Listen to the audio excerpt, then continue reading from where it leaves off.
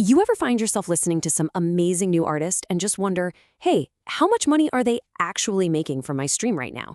It seems like it should be a simple question, right? But the answer is, well, it's surprisingly complicated. So today, we're going to unpack the whole streaming economy and see what it really takes for an up-and-coming artist to actually get paid. Okay, so let's just start with the biggest question on everyone's mind. How many times does someone have to play a song for a brand new artist to make their very first dollar? Believe me, the answer tells you almost everything you need to know about the challenges they're up against. All right, first up, let's take a hard look at what's really going on for artists on one of the biggest streaming platforms in the world. People call it the grind for a reason, and when you see the numbers, you'll understand why. It's a story of really high hurdles and not so high returns. So, here's the first massive wall that new artists hit. Before a song can even qualify to earn a single penny, it has to be streamed at least 1,000 times by 1,000 different people within a year. For a lot of folks just starting out, that is a huge barrier to entry right there. And this is what really gets me. It's totally all or nothing. You can pour your heart and soul into a track, get it out there, and if it gets 999 streams, you earn exactly $0. Nothing. The payout only kicks in after that 1,000th stream. And here's the real kicker. Hitting 1,000 streams doesn't even mean you get paid for those 1,000 streams. Nope. All that does is unlock the ability to start earning. To actually see that first dollar, an artist needs to get about 250 more streams on top of that. So we're talking a grand total of around 1,250 plays. So why so many streams? Well, because the average payout is just incredibly small.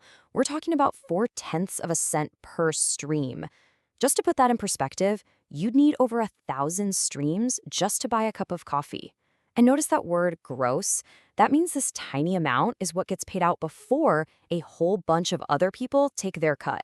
Yeah, the system has a ton of other little complexities that just keep chipping away at an artist's earnings.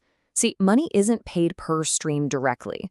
All the revenue from everybody goes into this one giant monthly pot, and an artist's payout is just their tiny percentage of the total streams.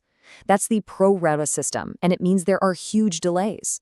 On top of that, if you're signed to a label, they can take half or even more, especially if they own the masters.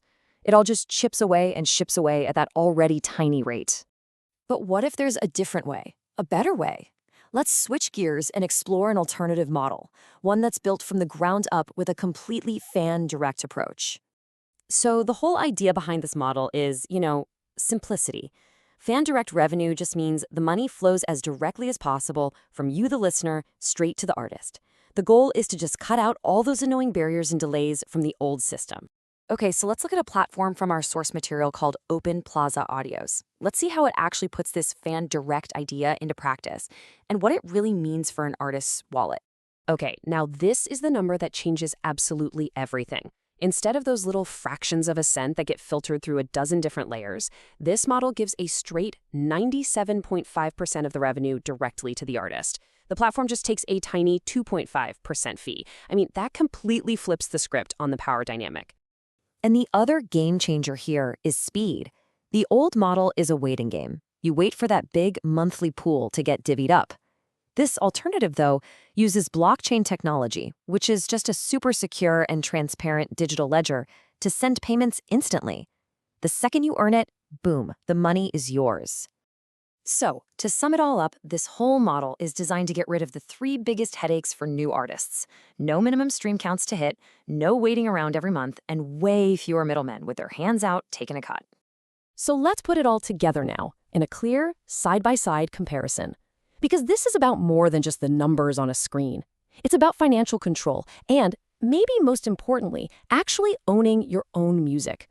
This table really lays it all out, doesn't it? On one side, you've got these tiny revenue shares, delayed payments, and that high barrier to even get started. And on the other, a massive revenue share, instant payouts, and zero threshold. But look at that last row, because this might be the biggest deal of all. The promise of owning your master recordings forever. That right there is the foundation of a real sustainable career in music. Now, the source material makes a really important point here. This isn't some get-rich-quick scheme. Artists still have to do the hard work. They have to build a real fan base, connect with people.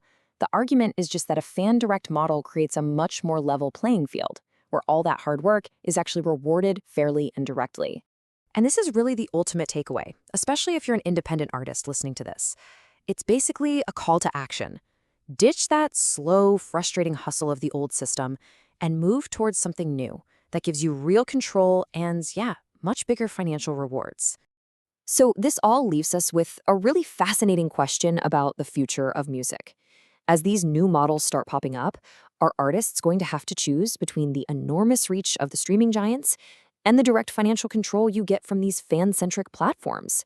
It's definitely something to think about the next time you press play.